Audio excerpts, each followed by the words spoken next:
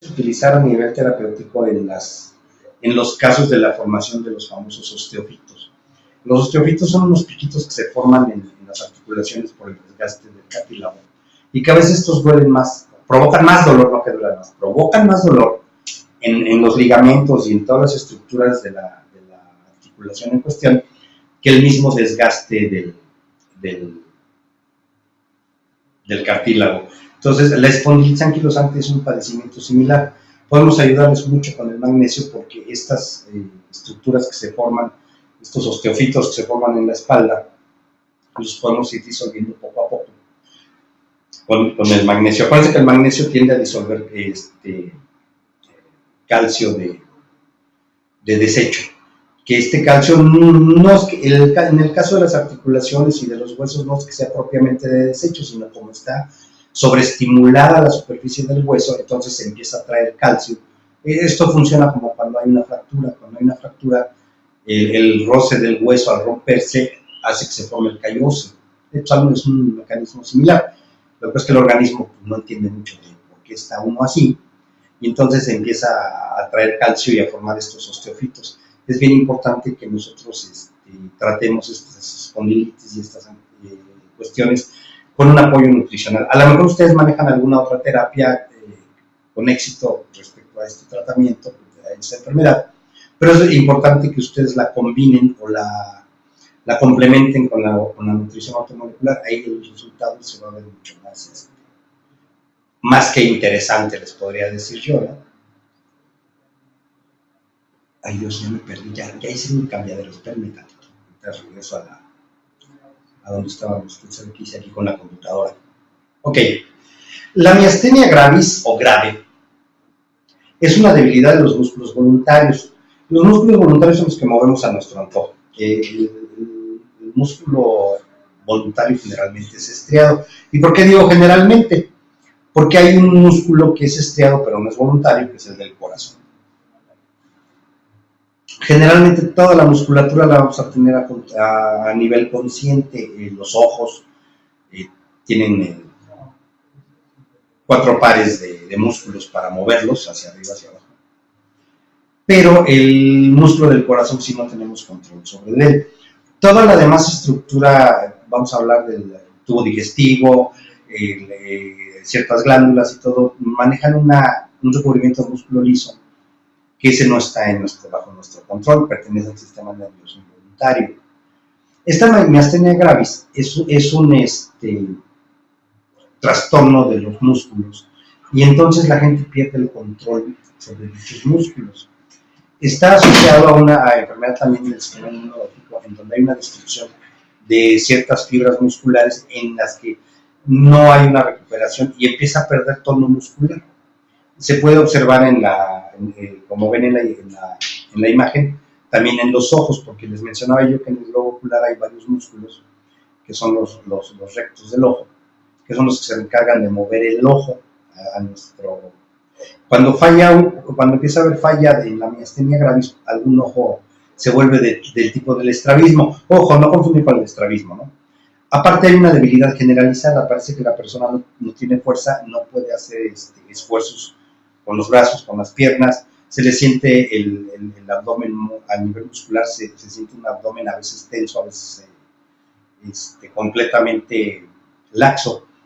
Y esta enfermedad también está relacionada con una deficiencia con una oxidación acelerada del sistema inmunológico y con una deficiencia de ciertos minerales. Esta enfermedad se puede tratar también, les ayuda mucho el calcio. Pues recuerden que el calcio tiene que ver con la contracción muscular y más del corazón. El corazón en estos casos suele verse afectado también y hay arritmias cardíacas también en el paciente, o sea, se escuchan en el estetoscopio. No es un problema circulatorio, la afección del corazón en este caso es como consecuencia de esta afección a nivel del tejido muscular. No sé si tengan preguntas. Sí, bueno,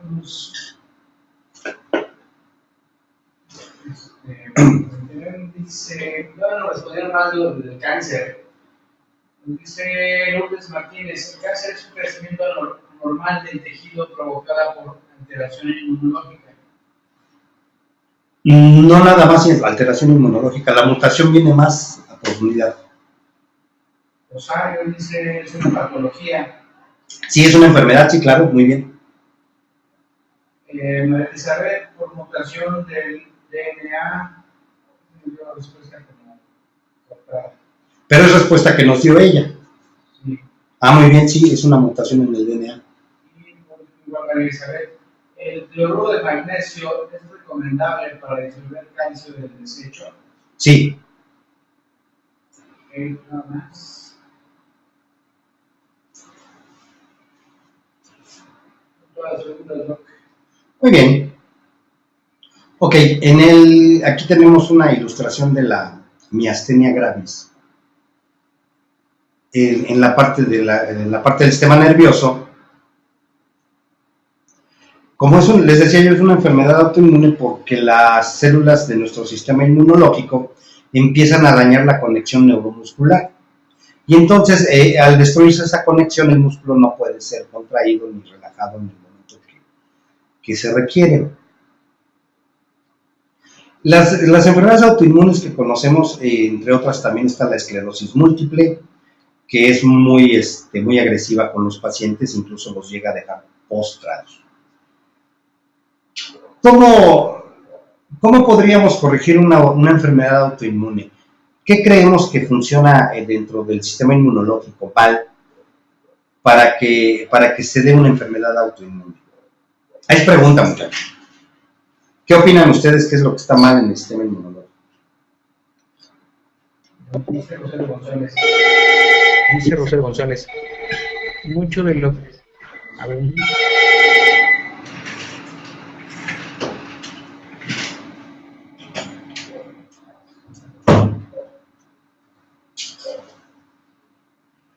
Bueno, en lo que me pasan las preguntas, las respuestas que me van a dar.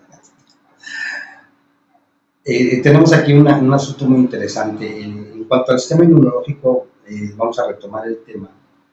Va a estar un poquito largo porque definitivamente el sistema inmunológico es un sistema muy importante y además es un gran consumidor también de nutrientes. Nosotros, como estamos manejando ahorita la cuestión de la nutrición ortomolecular, tenemos que fijar nuestra atención en los sistemas que sostienen la vida, uno, y dos, grandes consumidores de nutrientes, y entre ellos está el sistema inmunológico.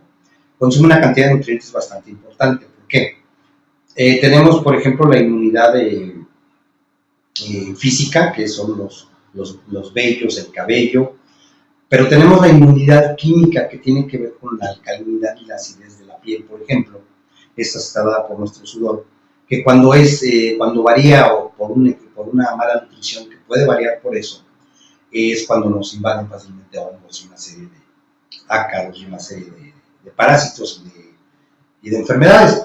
Y está la parte inmunológica que conocemos como el sistema inmunológico biológico, que son propiamente los anticuerpos, y tenemos que meternos a estudiar bien cómo funciona un anticuerpo y qué es un anticuerpo, porque muchas veces se cree que los anticuerpos nada son los glóbulos blancos. No, hay otro tipo de anticuerpos que son propiamente moléculas hechas de ¿qué creen? De proteína. Son globulinas, no del tipo de las plasmáticas, pero sí son unas globulinas de alto peso molecular, y finalmente son proteínas, y son las que finalmente nos protegen de la mayoría de los ataques de diferentes agentes patógenos. Un ejemplo, se conocen las células K, se les puso K, la palabra killer en inglés, son unas células asesinas. Requieren de un fenómeno que se llama de opsonización, que es fijar anticuerpos alrededor de las bacterias cuando son muy grandes, y entonces esos anticuerpos, al rodear la membrana de la bacteria, ya puede ser destruida por varios de estas células K. Entonces, el problema es que en el caso del VIH son las primeras que son destruidas. Por eso el sistema, por eso la enfermedad del VIH, cuando ya es enfermedad, cuando ya se empieza a desarrollar la enfermedad, el paciente es muy delicado. De hecho, las personas que no padecemos SIDA somos más peligrosos para ellos que ellos para nosotros. Porque en cualquier momento un estornudo nuestro, una gripa de nosotros, los puede matar. Entonces, esa parte del sistema inmunológico tenemos que estudiarla con calma y bien estudiadita, porque es un gran consumidor de nutrientes. Consume minerales, consume proteínas y desde luego azúcares y grasas, ¿no? También ácidos grasos. Entonces, esta situación del sistema inmunológico nos tiene que interesar mucho. No sé si alguien tenga respuesta a mi pregunta. Generalmente que Isaac me diga. Mientras tanto, podemos continuar.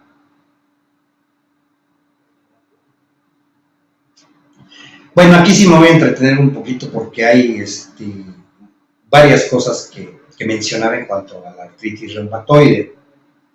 El artritis reumatoide es una de las tantas formas de la artritis. A veces hablamos de la artritis y sus hermanas porque todas se parecen, pero no son lo mismo.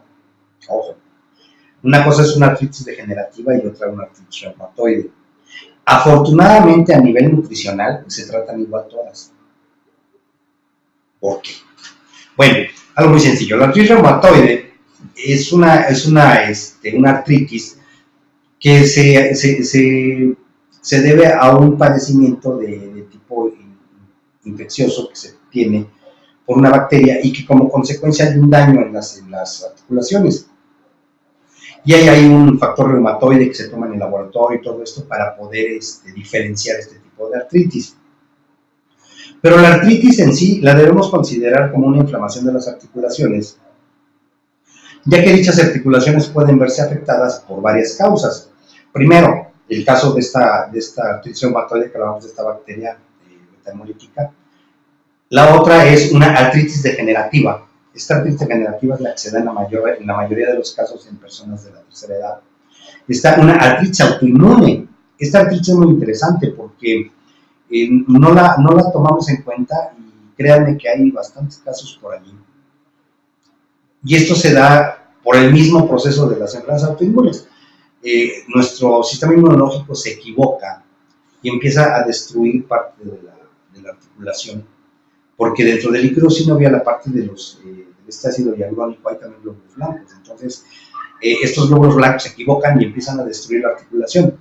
Hay una inflamación. Es muy curiosa, la artritis autoinmune generalmente empieza en una articulación y empieza a dar la vuelta, se inflama un día una, hagan de cuenta una muñeca, por ejemplo. Al otro día el dolor está en el codo, después en el hombro y de repente ya se estaciona en el otro codo o en una rodilla, pero nada más una articulación. Pero ahí sí ya se queda incluso por varias semanas. Es muy dolorosa, la articulación se inflama mucho. Y ahí sí tendríamos que diferenciarla de las otras artritis, porque ahí vamos a tener que restituir las funciones del sistema inmunológico para que no esté dañando esa articulación o esas articulaciones. Es bien interesante este proceso, ¿no? En el caso de la artritis de tipo degenerativo, pues es la que vamos a encontrar con más frecuencia. Y estas artritis en las personas de la tercera edad llegan a ser muy dolorosas. Bueno, no sé si tengan la respuesta de la pregunta que hice. ¿No hay respuestas, Isaac? Sí, leo lo que nos pusieron, pero no sé si corresponda. No. Sí, pero viene, ahorita les contesto o les digo, no sé. Dice Rosario, bueno, no.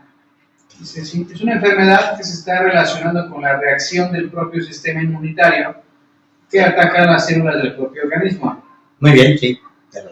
Adriana Contreras, si es autoinmune, el cuerpo no reconoce su propio sistema y lo ataca y destruye, como las vainas de mielina, y con esto se pierde el impulso nervioso. En el caso de la esclerosis múltiple, muy bien. Rosa Beatriz, son un tipo de trastornos en el cual el sistema autoinmune ataca sus propios órganos o tejidos del cuerpo. Muy bien, tienen el concepto muy claro. Nada más. ¡Bravo! Vamos a sacar aquí muchos dieces.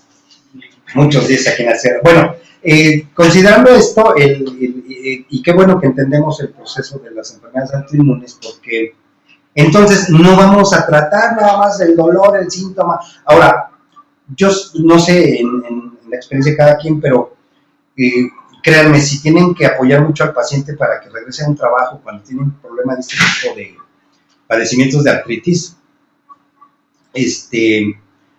pues a veces sí permitan que tome un analgésico. Sabemos el daño que hacen los analgésicos, sabemos que al hígado le dan, es una patada en el hígado, pero a veces el paciente tiene la necesidad de irse a trabajar. ¿Les vamos a ayudar mucho con la nutrición automolecular? Sí. ¿Vamos a lograr regenerar en muy buena parte esa articulación dañada? Sí, pero no va a ser de hoy a mañana. Y a lo mejor el paciente viene a las 6 de la tarde, viene a consulta, platicamos con él, ¿no? Le damos un tratamiento o le damos una nutrición específica, pero él necesita al día siguiente irse a trabajar. Entonces, sí hay que darle un analgésico, digo, aunque sea desde la alopatía. Yo ya no soy muy amigo de la alopatía, aunque es mi formación, pero sí nos puede ayudar. Hemos trabajado nosotros con un analgésico como el paracetamol, pero solito, que no venga combinado con ibuprofeno ni nada. Y hemos visto que a personas de la tercera edad con algunos trastornos ya de gastritis no les daña tanto. Tenemos un problema del ácido acetil salicílico, aunque venga con capa entérica, a ciertas personas sí les abre mucho el estómago. Y hemos visto que con el paracetamol no. El problema del paracetamol es que no podemos recetarle más de 5 días. Pero les digo, ayudarle con un poquito de analgésico para que se vaya a trabajar al otro día. Acuérdense que en muchos de los trastornos articulares, el hecho de ya poder mover la rodilla o el codo y rotarla y todo esto ya ayuda mucho a la distensión que hay tanto en los ligamentos como en la musculatura. Y entonces cesa un poco el dolor. En la articulación no duele en sí el cartílago, no es lo que duele. No duele el hueso, lo que duele son los ligamentos, los tendones y la famosa cápsula sinovial. Eso es lo que duele. Entonces tenemos que buscar algo que al paciente le permita, hombre, irse a trabajar mañana, a lo mejor, ¿no? A lo mejor sí tenemos que recurrir a un analgésico, aunque sea de bajo espectro, para permitirles que se puedan ir a trabajar. Acuérdense que ahorita ya estamos viendo artritis en personas de 40, 45 años, ya no es nada más una enfermedad de la senilidad. Anteriormente sí, de hecho en mis libros de medicina interna de hace, ya no les digo hace cuántos años, ¿verdad? Sí se trataba como una enfermedad geriátrica, prácticamente nada más, la literatura así lo mencionaba. Y ahorita tenemos jóvenes con trastornos en las articulaciones bastante severos, bastante serios. Entonces tenemos que enfocarnos y tratar de solucionarles el problema. La realidad es que en algunas instituciones, como el Seguro Social, aquí en México y el ISSSTE, no les solucionan mucho. Solamente les dan el diclofenaco, les dan naproxen, y ni siquiera se lo dan solo, que sería lo ideal. Pero no resuelven el problema de buscar regenerarles el cartílago. Ahora, yo opino algo, en lo particular, el tratar la artritis solo desde el punto de vista de la desinflamación y de la analgesia es un error. Tenemos que darle al paciente la posibilidad de regenerar hasta donde sea posible ese cartílago dañado para que no siga fastidiando las estructuras adyacentes, que es lo que provocan el dolor. Hay otra consideración también muy importante, la deformación de los dedos a veces les impide hacer cosas. A lo mejor no les duele porque ya el dedo se deformó, pero terminan los dedos de tal manera que muchas de sus actividades ya no las pueden realizar en forma normal. Bueno, eso en cuanto a las artritis, así en forma muy... Quise mencionar algunas de las enfermedades porque es un tema de introducción, es un tema de fundamentación y es importante que ustedes se vayan dando una idea de los alcances que tiene la medicina automolecular como tal. Tiene unos alcances bárbaros, ¿no? Increíbles. Y bueno, hemos visto cosas fabulosas a lo largo de estos años de experiencia con la medicina automolecular, que la realidad es que sí nos ha llenado de satisfactores. Y ojalá y sí sigamos adelante, sigamos aprendiendo mucho. Vamos a ver varias enfermedades, vamos a ver a lo largo del curso muchas cosas, es mucha información. Y estén preparados porque hoy nada más fue la introducción. Vamos a continuar. Hay un tema interesante que también quería yo manejar con ustedes el día de hoy porque se van a dar cuenta de, ¿cómo les diré? Aquí nos pasan tantas cosas a lo largo del ejercicio profesional de la medicina, ya seas médico, ya seas curandero, lo que sea. Finalmente somos todos profesionales en la salud, ¿no? Y hay algo increíble que llama mucho la atención, por eso puse esta lámina, porque no quiero que lo olviden. ¿Cuántas personas en nuestro país realmente son diabéticas como tales? No podemos saberlo, o sea, desgraciadamente es una información que no vamos a tener nunca. Pero sí podemos deducir cosas interesantes si conocemos el funcionamiento del organismo en la parte fina, en la parte que debe de ser. Vamos a poner un ejemplo, así muy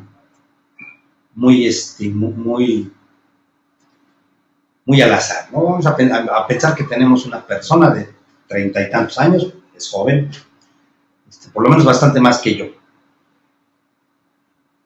Vamos a armar un día en la vida de esta persona.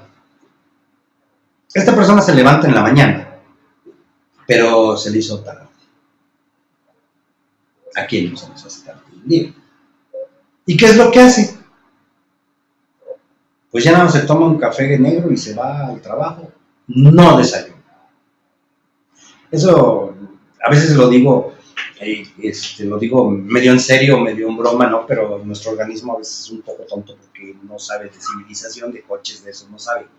Él sabe de funciones y nos cuida y mantiene nuestra vida maravillosamente. Entonces esta persona pues se sale al trabajo, va muy contento, pero no desayuna. Eso es lo importante. ¿Qué es lo que pasa? Bueno, tiene 1000 presiones en el trabajo, su jefe se enojó y todo lo que va pasando. Llega la hora de la comida, lógico, ya no tiene hambre. Y lo único que hace es comer cualquier cosa que le atarante un poco el hambre, pero en sí pudiera no ser nada nutritivo y nada importante. Sale del trabajo a las 3, 4 de la tarde, 5, se dirige a su casa. Curiosamente, a muchos nos pasa que en la tarde a veces tenemos un evento que nos causa estrés y que pone incluso en riesgo nuestra vida, y entonces, ¿cuál es la reacción? Imagínense cómo es interesante el organismo.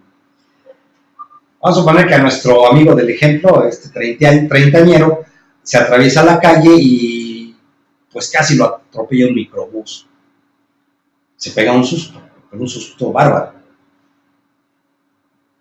¿Qué es lo que pasa en el organismo en ese momento? Pasa algo muy interesante. Para nuestro cerebro dice, me voy a morir, pero no me dieron de desayunar, no tengo energía para sobrevivir. Y entonces le manda la orden, esto en fracción de segundos, entonces le manda la orden al hígado. ¿Y qué hace el hígado? Remueve el glucógeno de reserva y lo manda a la sangre. Así, directo a la sangre. Ahí va, su paquete de glucógeno. Entonces, este glucógeno en la sangre, pues sí, a lo mejor de momento ayuda. Pero como no es un azúcar como tal, sino es un glucógeno de una molécula muy pesada, se queda en la sangre. Y este paciente, pasan los días, se empieza a sentir mal. ¿Y qué ocurre? Pues va al doctor. Llega con el doctor y le hacen su pruebita de sangre, las que hacen ahora aplicando nada más que no es la de la toma de la vena. Y pues sale con el azúcar elevada porque tiene ese glucógeno en la sangre. La pregunta que les voy a hacer es, bueno, ¿esta persona realmente es diabética ya? ¿Qué opinan ustedes? A ver, un minuto para que contesten. A ver qué contestan. Ustedes díganme, ¿es diabética o no es diabética? A ver, esperemos las respuestas.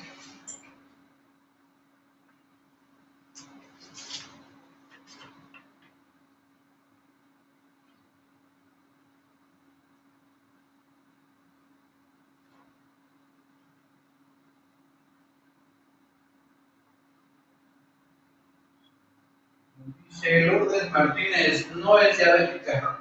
Muy bien, ¿por qué? Dice Rosa Beatriz, no es diabética, es por causa del glucógeno. Muy bien, esa es la respuesta. Ahora, la reflexión que hay que dejar con ustedes, amigos, en este tema es, ¿realmente cuántos diabéticos hay en México? ¿Cuántas personas han sido declaradas diabéticas y que están en una situación como la que revisamos ahorita? Solamente piénsenlo así. Y entonces los pasan del lado del diabético y los empiezan a tratar, les dan insulina, les dan un montón de cosas. ¿Y qué es lo que están haciendo? Les está provocando un daño. Yo no digo que sea adrede, ¿no? Sino es un mal manejo de la fisiología humana. Al estar ese glucógeno en la sangre, nos está impregnando estos reactivos que se usan para la glucosa. Finalmente, químicamente es muy similar. Y ese glucógeno tarda en eliminarse de la sangre, tarda en convertirse en glucosa utilizable para la formación de ATP, y entonces es cuando tenemos este tipo de problemas. Yo considero que debemos de hurgar mucho en el paciente y preguntarle, oiga, ¿desde cuándo es diabético y por qué? ¿Quién lo declara a usted diabético? Y no, pues en el seguro, no, pues ¿qué tal, doctor? Ok, cuando le declararon la diabetes, ¿usted qué había pasado? Acuérdese, días antes, no había tenido algún... Ah, sí, fíjese que me dio un susto. O sea, la realidad es que el susto no da la diabetes. El susto hace que suba el glucógeno en la sangre porque el hígado libera glucógeno, porque el cerebro se quedó con la idea que no comimos, que no estamos alimentados y que no tenemos energía para sobrevivir. Entonces, ustedes piensen en eso cada vez que tengan un paciente diabético en su consultorio o en su clínica y háganle las preguntas pertinentes para saber si no es un caso de estos. Ahora, si es un caso de estos, estamos del otro lado. Con un buen aporte de complejo B, magnesio, zinc, potasio, ácido pantoténico, van a poder controlar ese azúcar de una forma increíblemente rápida. Si sí es un diabético, no va a ser así de rápido, pero también van a poder controlar el nivel de azúcar ayudados con su insulina. Un consejo, ustedes si no son el médico tratante de la diabetes, no requieren la metformina ni la glucosamina ni la insulina del paciente, eso déjenselo a su médico tratante de la diabetes. Que en muchos de los casos, cuando empieza a controlarse ya el proceso de la diabetes, si el doctor del seguro les dice, oiga, ya le voy a bajar un poco la insulina porque está usted bien. Y sí se les llega a reducir la dosis de insulina. El problema aquí es, y hay que grabárnoslo y tenerlo presente, la diabetes no se cura. Habría una manera muy interesante de curarla y a lo mejor en unos 40 años ya se puede. Ponerle un páncreas nuevo. Es la única manera. A lo mejor con esto de las células madre y todo esto, y los cultivos in vitro y todo esto de células, el día de mañana pues vamos a poder comprar un páncreas nuevo, ¿no? Nos ponen el páncreas nuevo y ya no hay diabetes. Pero hoy por hoy tenemos que pensar en el control de la diabetes, no en la curación de la diabetes. ¿Por qué les digo todo esto? Por una razón muy sencilla. A lo mejor confundimos y vemos que a un diabético se le quitó la diabetes. Pues no se la curamos, es que no era diabético, estaba en el caso del que estábamos platicando del glucógeno en la sangre. Entonces ahí tenemos que mediar muy bien nosotros nuestra experiencia para poder ofrecerle al paciente una realidad en cuanto a su nivel de vida y a su calidad de vida, que es tan importante darles calidad de vida. No les podemos curar la diabetes, pero les podemos dar una muy buena calidad de vida. A mis pacientes diabéticos comen de todo. Eso sí, no dejan de tomar su B50. Cuando empiezan su tratamiento les damos la B50, les damos antioxidantes, les damos los minerales, el pantoténico, y algunos se los retiramos, los dejamos descansar. Eso sí, la B50 no, esa la tienen que tomar de por vida. Y entonces empezamos a escalonarles. Y el resultado, créanme, ha sido muy bueno. Muy bueno. Tienen buena calidad de vida. De repente que van a un velorio, pues se comen un tamalito y no les pasa nada. Porque tenemos ese problema que en nuestra cultura todos lo festejamos comiendo. Vamos a ver un partido de fútbol y comemos. Vamos a un velorio y comemos. Vamos a una misa de muerto y comemos. Todo lo arreglamos comiendo. Entonces tenemos que adaptarnos nosotros también al medio donde está el paciente viviendo, ¿no? Entonces realmente sí es factible que podamos permitirles comer de todo sin el exceso. Si van a comer tamales diario, pues sí, se les va a subir el azúcar.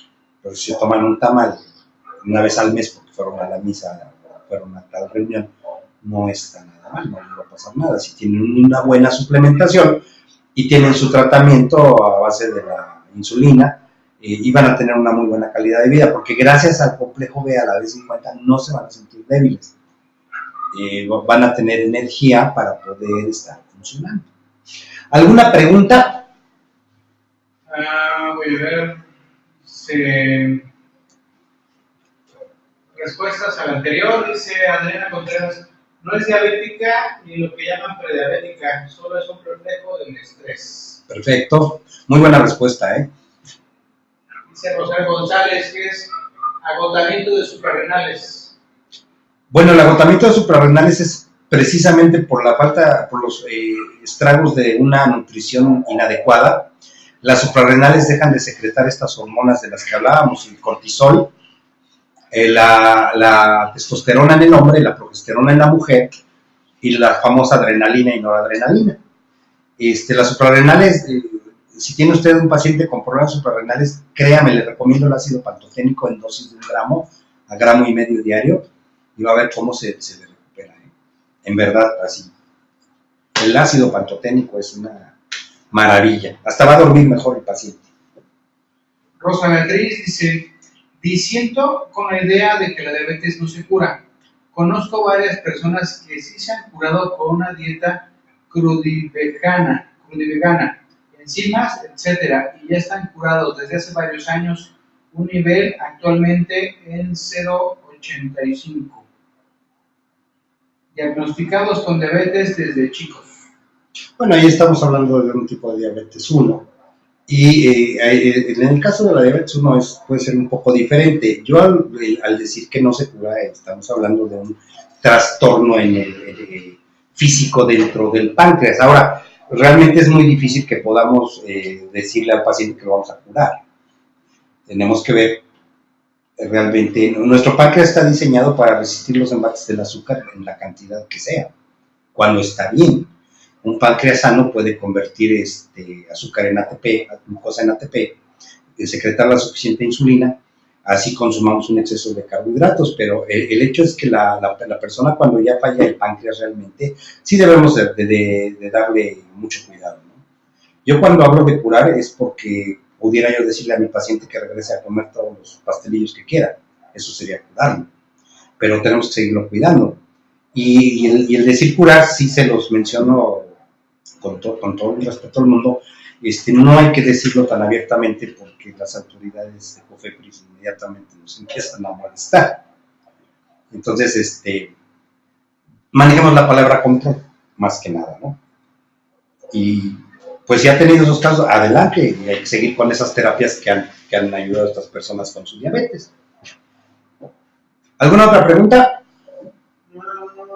Dice, no. Las respuestas estuvieron muy bien, muchas gracias por participar en las ¿cómo se llaman? En las respuestas. ¿Hay alguna duda más? Porque vamos a empezar con nuestro repaso y con sesión de preguntas, respuestas y quisiera que nos compartieran casos clínicos ustedes de si han hecho alguna práctica ortomolecular o todavía nunca o no lo han hecho, y que nos compartieran alguna experiencia que hayan tenido con el método ortomolecular en cuanto al control o apoyo con sus pacientes. Es muy interesante porque a nosotros nos gusta aprender de todo mundo y este tipo de cursos se prestan mucho para que todos aprendamos. Dice, igual Rosa Beatriz, entiendo perfectamente que no debemos crearles expectativas de curación y sí ayudarlos. Esa es nuestra finalidad de todos nosotros, Adriana. Y así debemos entenderlo. Ok. ¿No hay más dudas? No. Arrancamos con el repaso final del tema de hoy. Porque vamos a hacer va a ser un repaso muy rápido, nos va a tomar alrededor de 4 horas. No es cierto. Bueno, decíamos, Linus Pauling es el considerado como el fundador de la nutrición de la medicina ortomolecular. Se le dice, era doctor en química, eso sí no lo había yo mencionado, se me pasó, pero hay que recordar que él era químico de carrera, no era un médico. Pero bueno, tenía sus doctorados en química, en bioquímica y en las cuestiones de bioquímica celular. Aquí hay que retomar el tema un poco ya con lo que vimos, porque entonces el mérito de Linus Pauling va creciendo, ¿no? Conforme vamos avanzando en el curso se van a dar cuenta de los méritos de Linus Pauling. El descubrir estos 40 nutrientes como mínimo de los que ya estamos carentes, empezando por la vitamina C, es importantísimo, ¿no? Y un dato de la Fundación Cultural que tiene aquí Isaac puesta, la vitamina C los carnívoros la obtienen de la glucosa. ¿A poco no es un dato fabuloso? No nos sirve para nada en el ejercicio, pero es un dato interesante. Los carnívoros pueden obtener vitamina C a partir del azúcar, de la glucosa. Entonces los gatitos, los perritos, los coyotes, los leones, ¿quién más es carnívoro? Bueno, todos los carnívoros no requieren consumir cítricos, no necesitan consumir guayaba, limón, limas, toronjas y todo eso. Ellos a partir del azúcar pueden obtener vitamina C. Y bueno, ahí sale la pregunta, no sé, habría que preguntarle a un veterinario. Entonces, si le damos un cubito de azúcar a nuestro perro, le estamos ayudando a obtener vitamina C, supongo, ¿no? Pero bueno, interesante ese dato. Christian Eichmann, acuérdense, médico holandés, fue el que descubrió la vitamina B, lo que hoy conocemos como complejo B, que tiene un montón de vitaminas. Y hablábamos ya de la posibilidad de llegar a la B20, a la B19 y todo esto con el ácido pangámico y el ácido orótico. Roger Williams, no lo olviden, es un nombre importante en la cuestión de la nutrición automolecular, descubre la vitamina B5, el ácido pantoténico. Créanme que si ustedes empiezan a suplementar a sus pacientes con el ácido pantoténico, van a ver un resultado espectacular. Van a dormir mejor. Al regularse el cortisol es una hormona responsable es un desinflamatorio natural. La forma sintética es la famosa cortisona, el decadrón y todos estos medicamentos. Cuando el cortisol no está bien regulado en el organismo, es cuando entramos en el famoso estrés metabólico.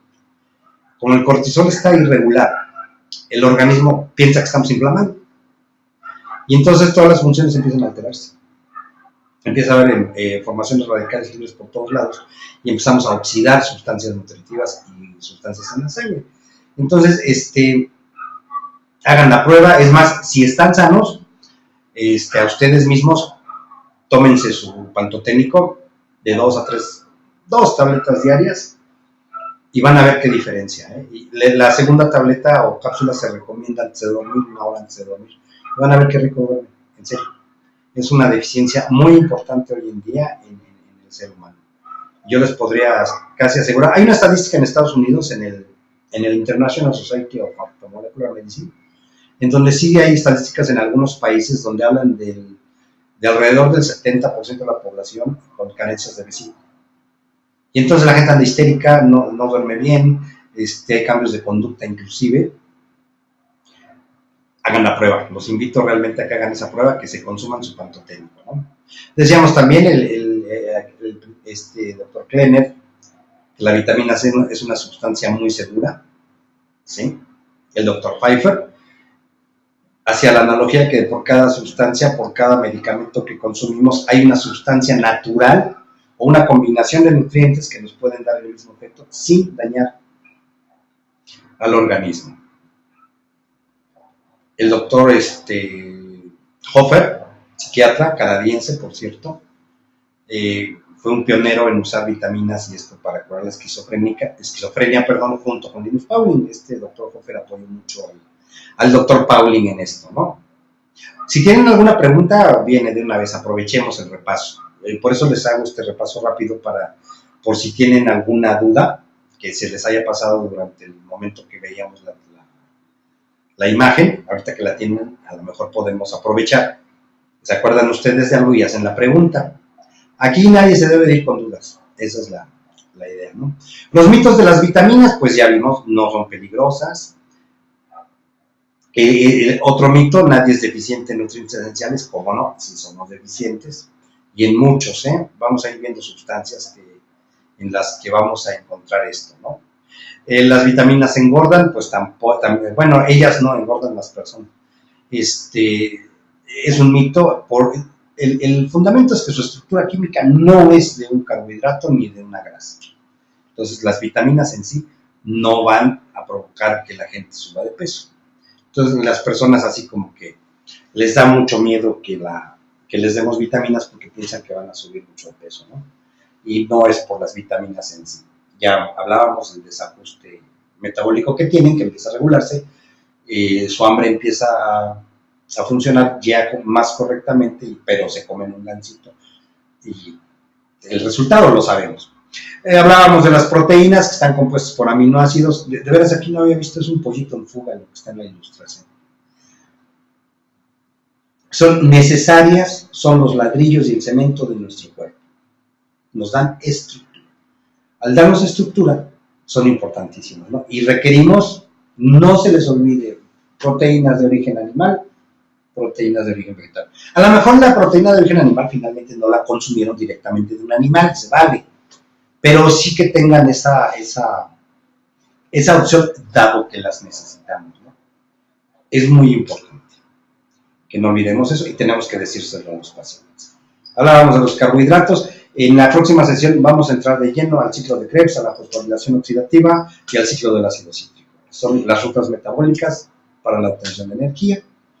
Y si ustedes las manejan de tal manera que las entendamos bien, vamos a poder recomendar nutrientes que van a normalizar estos procedimientos y entonces vamos a beneficiar al diabético, vamos a beneficiar a las personas que se les sube el colesterol, los triglicéridos y desde luego a los que quieren bajar de peso.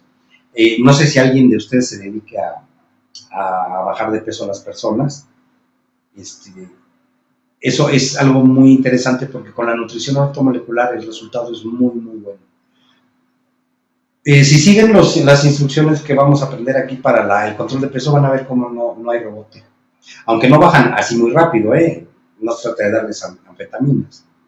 Veíamos los adipocitos, que son las células que acumulan la grasa y que nos mantienen conjuntamente con los carbohidratos, representan la mayor fuente de energía del organismo, ¿no?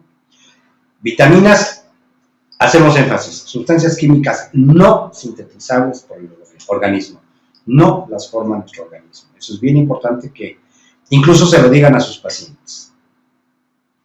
Las vitaminas no producen energía tampoco y funcionan como catalizadores, enzimas y coenzimas en las reacciones químicas y bioquímicas del organismo y de las células, provocando la liberación de esa energía. Entonces, es facilitar la transformación a través de todas las rutas metabólicas de todas las sustancias del organismo. No estaba equivocado Linus Pauling, definitivamente, al pensar que las vitaminas nos pueden ayudar. Hablábamos también de los minerales, importantísimos. Hay una máxima que tenemos que aplicar siempre, y ojalá no se les olvide. Cualquier tratamiento que vayan a empezar con nutrición tiene que llevar minerales. Si no lleva minerales, el resultado no va a ser el óptimo. ¿Qué minerales? Magnesio, zinc, potasio, por lo menos. Hay otros, cromo, yodo, selenio, del que ya hablábamos, pero por lo menos con estos tres está garantizado que el resultado y la absorción y el metabolismo de las vitaminas va a ser rápido y correcto. No olviden eso. Eso llévenselo a casita, ¿no? Hablábamos también de algunas enfermedades como la espondilitis, que tiene uno de sus orígenes es el nutricional, la miastenia. Todos estos trastornos inmunológicos los mencionábamos, ¿no? No olviden que el calcio tiene mucho que ver con es más, aquí está el dibujito. Déjenme revisar. Ok. Estos canales que se abren tanto en el músculo como en cualquier célula de tipo nervioso, los abre el calcio. Entonces, esa es la parte importantísima del calcio a nivel sistema nervioso, tanto central como periférico. Entonces, una buena suplementación de calcio es lo mejor que le podemos dar a un paciente. No importa que no sea una persona mayor. El otro día, hace unas 2-3 semanas, me llevaron las radiografías de un niño de 10 años. Se le está atendiendo por un problema sí nutricional, pero tiene una malformación ahí en el páncreas, ¿no? Que fue finalmente lo que arrojó la endoscopia. Pero yo noté algo interesante porque se le hicieron también series radiológicas y pues no era el caso, ¿verdad? No se estaba haciendo la serie radiológica por los huesos, pero yo aproveché y vi un huesito ahí de la pelvis. Noté cierta descalcificación en el niño, o sea, en la radiografía del hueso el calcio se nota muy bien porque es radiopato. Y noté muy delgada la línea del calcio de este niño, tiene 11 años.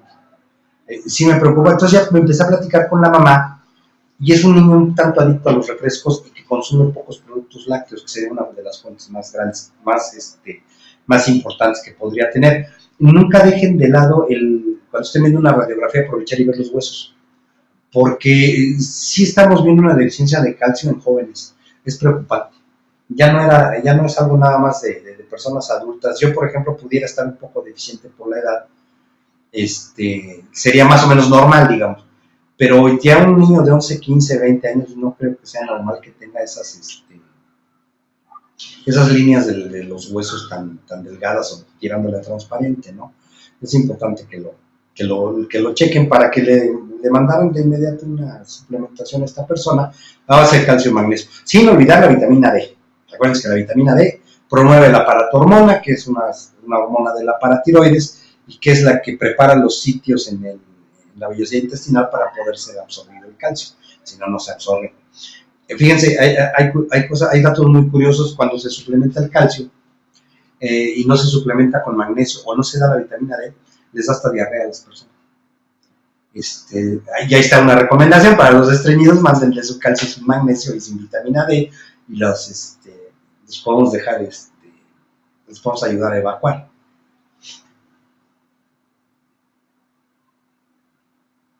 Y hablábamos ya del asuntito de las diabetes.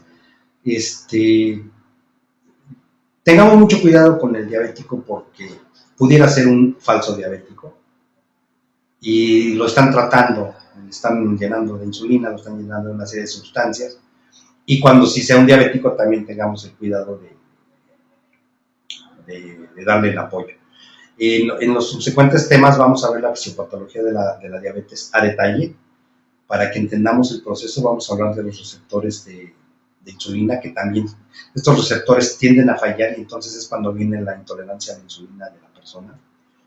Y para que entendiendo bien el proceso de la diabetes podamos atenderlo desde el punto de vista nutricional, y si ustedes tienen otra alternativa, adelante, pero les va a servir poder entender la diabetes, porque la van a poder tratar con más éxito,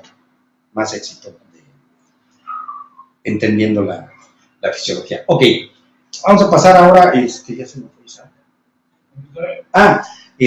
Vamos a pasar ahorita en estos minutos que nos quedan. Bueno, preguntas, ahora sí preguntas desde las 4 de la tarde hasta ahorita, todas las que quieran hacer. Vamos a darles unos minutos, ¿no, Isaac? Sí, para que las piensen, las hagan, y de una vez el bombardeo.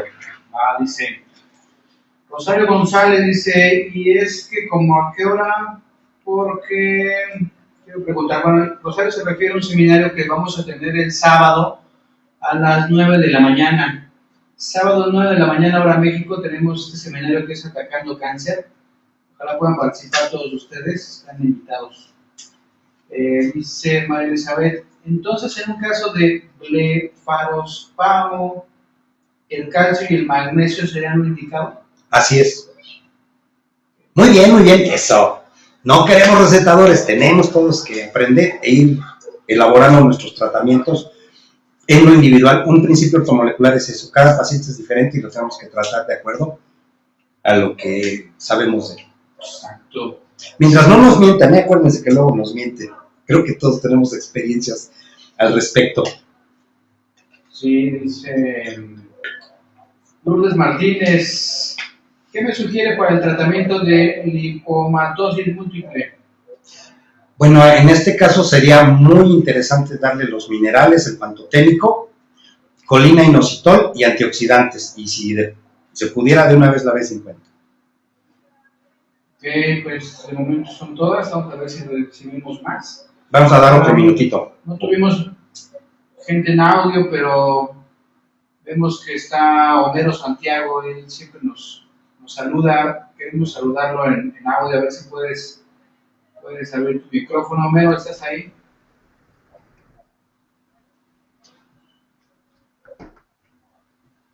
Hola, hola, Homero.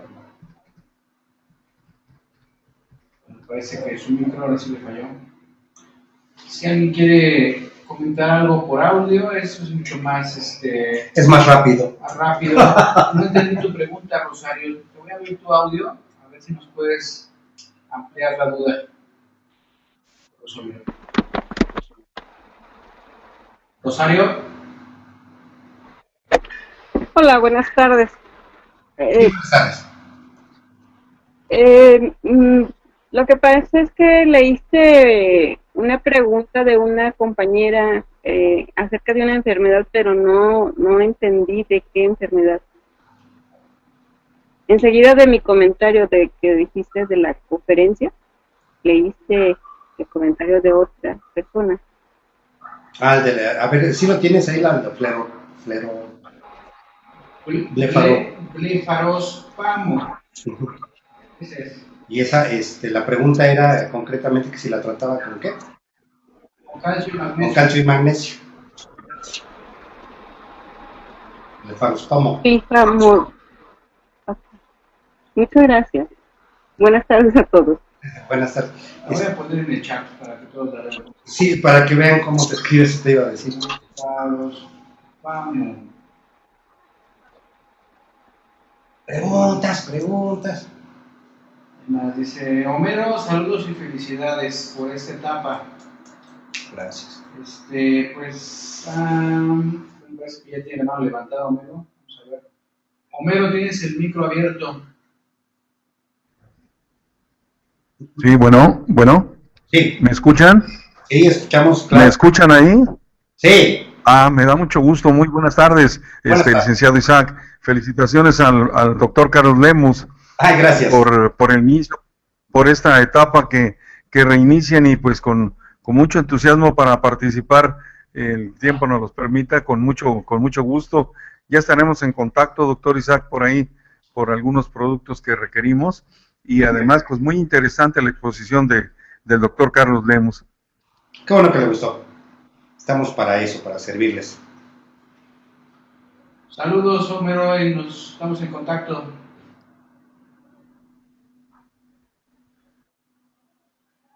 Bueno, pues, ¿qué crees que ya son todas? Ahora sí ya no hay preguntas. Ahora sí ya no, todo nos quedó muy claro.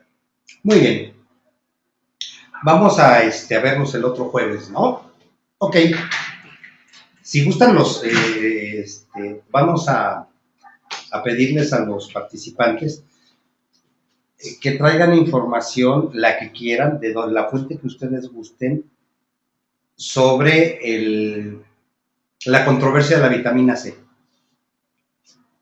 A ver qué pueden encontrar, chicos, de la famosa controversia que mencionábamos de que causa toxicidad en riñón.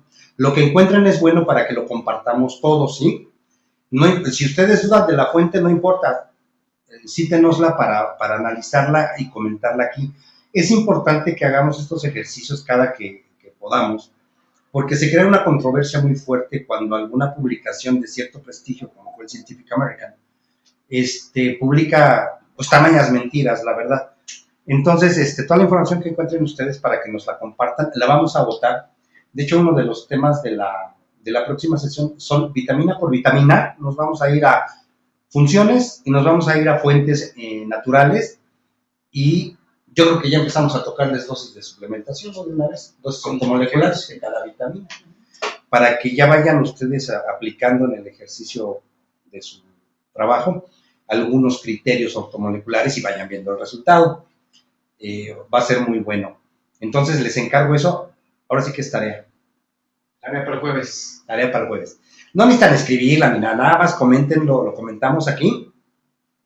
Vamos a ver primero las vitaminas liposolubles entre las y luego las hidrosolubles, entre las que está la C. Cuando veamos la C, retomamos esta discusión que se ha dado.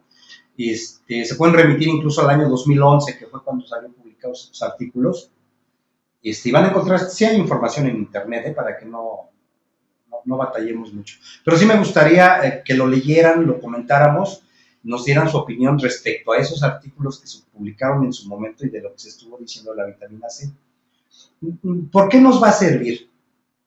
Porque si ustedes empiezan a tener un ejercicio de nutrición ortomolecular, no va a faltar el paciente que les va a decir que está informado y la información ahí se quedó, en que la vitamina C hacía daño, les va a decir por qué me da vitamina C si hace daño.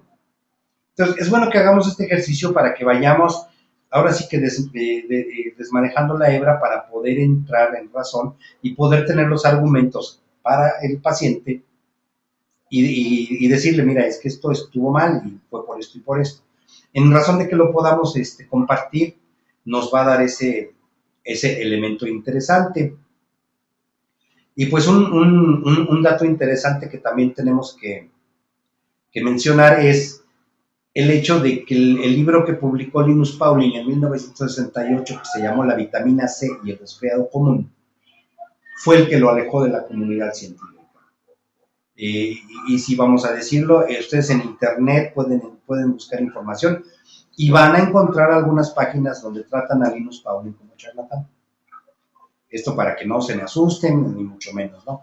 Fue el trato que se le dio. Donde ya no lo tratan como charlatanes en la Wikipedia. Durante, creo que hasta el año 2011, 2012, aparecía así como que charlatán la medicina ortomolecular en la Wikipedia. Eso ya fue corregido. Ya no dicen que es una charlatanería, dicen que es una tendencia curativa basada en una nutrición específica de ciertas sustancias.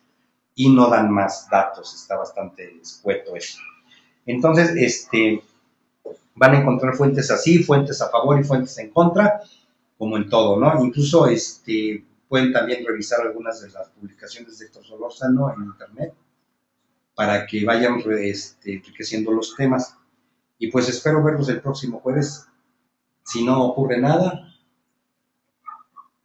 un sismo es lo único que nos puede evitar estar con ustedes, ¿eh? Que desaparezca la República Mexicana en su conjunto. Les agradezco la atención que nos prestaron. Fue nuestra primera sesión, espero mejorar la que sigue, porque va a mejorar. Ya vamos viendo cómo estamos trabajando y les va a llegar mucha información. Voy a estar en contacto con Isaac para esta cosa del pizarrón. Se la voy a mandar a él para que se las mande a sus correos. Ya sé qué foto ya. Y la tenga, ¿no? Y tengo alguna información que le voy a mandar a Isaac que no viene en PowerPoint, que viene en Word, pero para que se las vaya él reenviando un poquito antes, según el tema, se las vamos a enviar antes del jueves o después. Yo le voy a ir diciendo a Isaac que esto lo mandamos el miércoles en la tarde o el jueves en la mañana, y esto sí ya se los mandamos hasta el viernes porque ya vimos el tema y entonces ya lo van a entender muy bien el artículo. Tengo mucha información actualizada que les va a ser útil ya en el ejercicio de la nutrición ortomolecular propiamente, y si manejan otra terapia, van a estar ustedes en los cuernos de la luna con la nutrición ortomolecular. Pues muchas gracias. Con los brazos, con las piernas, se le siente el abdomen a nivel muscular, se siente un abdomen a veces tenso, a veces completamente laxo. Y esta enfermedad también está relacionada con una deficiencia con una oxidación acelerada del sistema inmunológico y con una deficiencia de ciertos minerales. Esta enfermedad se puede tratar también, les ayuda mucho el calcio. Pues recuerden que el calcio tiene que ver con la contracción muscular y más del corazón. El corazón en estos casos suele verse afectado también y hay arritmias cardíacas también en el paciente, o sea, se escuchan en el estetoscopio. No es un problema circulatorio, la afección del corazón en este caso es como consecuencia de esta afección a nivel del tejido muscular. No sé si tengan preguntas. Sí, bueno, pues, dice, bueno, nos respondieron más del cáncer. Nos dice Lourdes Martínez, el cáncer es un crecimiento normal del tejido provocada por alteración inmunológica. No nada más alteración inmunológica, la mutación viene más a profundidad. Rosario dice, es una patología. Sí, es una enfermedad, sí, claro, muy bien.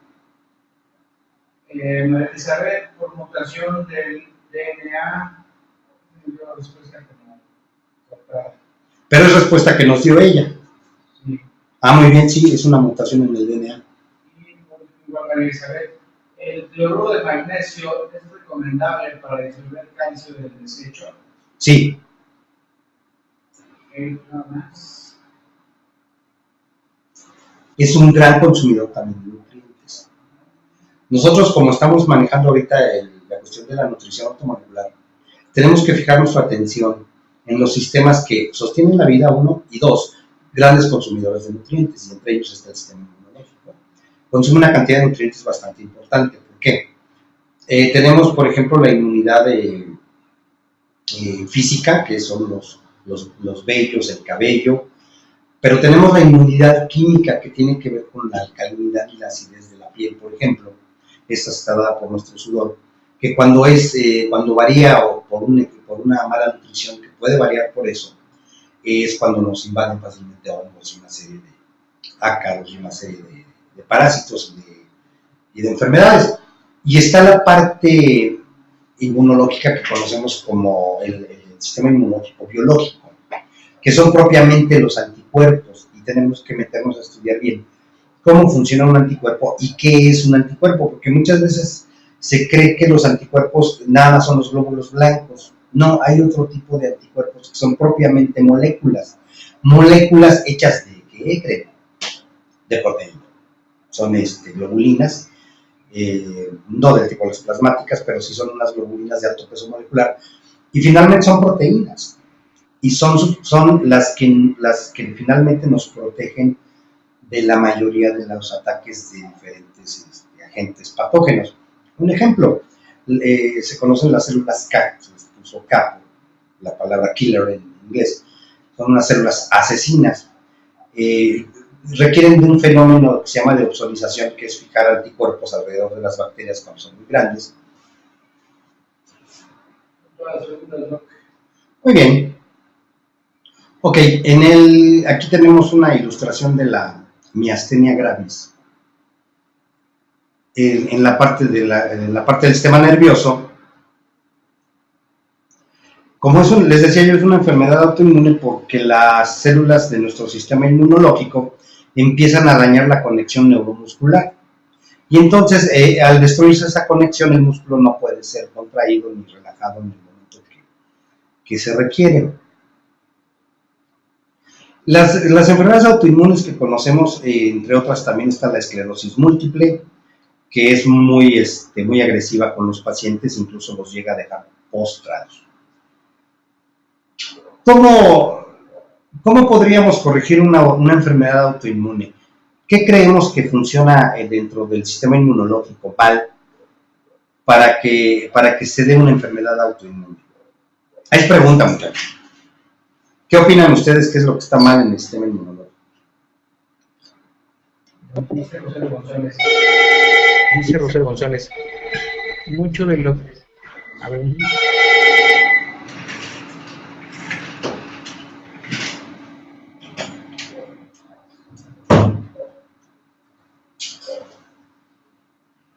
bueno, en lo que me pasan las preguntas, las respuestas que me van a dar. Tenemos aquí un asunto muy interesante. En cuanto al sistema inmunológico, vamos a retomar el tema. Va a estar un poquito largo porque definitivamente el sistema inmunológico es un sistema muy importante y además, ¿a dónde estábamos? ¿Qué hice aquí con la computadora? Ok, la miastenia gravis o grave es una debilidad de los músculos voluntarios. Los músculos voluntarios son los que movemos a nuestro antojo. El músculo voluntario generalmente es estriado. ¿Y por qué digo generalmente? Porque hay un músculo que es estriado pero no es voluntario, que es el del corazón. Generalmente toda la musculatura la vamos a tener a nivel consciente. Los ojos tienen 4 pares de músculos para moverlos hacia arriba, hacia abajo. Pero el músculo del corazón sí no tenemos control sobre él. Toda la demás estructura, vamos a hablar del tubo digestivo, ciertas glándulas y todo, manejan un recubrimiento de músculo liso, que ese no está bajo nuestro control, pertenece al sistema nervioso involuntario. Esta miastenia gravis es un trastorno de los músculos y entonces la gente pierde el control sobre dichos músculos. Está asociado a una enfermedad también del sistema inmunológico, en donde hay una destrucción de ciertas fibras musculares en las que no hay una recuperación y empieza a perder tono muscular. Se puede observar como ven en la imagen, también en los ojos, porque les mencionaba yo que en el globo ocular hay varios músculos, que son los rectos del ojo, que son los que se encargan de mover el ojo a nuestro... Cuando empieza a haber falla en la miastenia gravis, algún ojo se vuelve del tipo del estrabismo. Ojo, no confundir con el estrabismo, ¿no? Aparte hay una debilidad generalizada, parece que la persona no tiene fuerza, no puede hacer esfuerzos. Utilizar a nivel terapéutico en los casos de la formación de los famosos osteofitos. Los osteofitos son unos piquitos que se forman en las articulaciones por el desgaste del cartílago y que a veces estos duelen más, provocan más dolor, no que duelen más, provocan más dolor en los ligamentos y en todas las estructuras de la articulación en cuestión que el mismo desgaste del cartílago. Entonces, la espondilitis anquilosante es un padecimiento similar. Podemos ayudarles mucho con el magnesio porque estas estructuras que se forman, estos osteofitos que se forman en la espalda, los podemos ir disolviendo poco a poco con el magnesio. Acuérdense que el magnesio tiende a disolver calcio de desecho. Que este calcio no es que, en el caso de las articulaciones y de los huesos, no es que sea propiamente de desecho, sino como está sobreestimulada la superficie del hueso, entonces se empieza a traer calcio. Esto funciona como cuando hay una fractura. Cuando hay una fractura, el roce del hueso al romperse hace que se forme el callo óseo. Es un mecanismo similar. Lo que es que el organismo no entiende mucho de por qué está uno así, y entonces se empieza a traer calcio y a formar estos osteofitos. Es bien importante que nosotros tratemos estas espondilitis y estas cuestiones con un apoyo nutricional. A lo mejor ustedes manejan alguna otra terapia con éxito respecto a este tratamiento, a esta enfermedad, pero es importante que ustedes la combinen o la complementen con la nutrición automolecular. Ahí el resultado se va a ver mucho más que interesante, les podría decir yo, ¿no?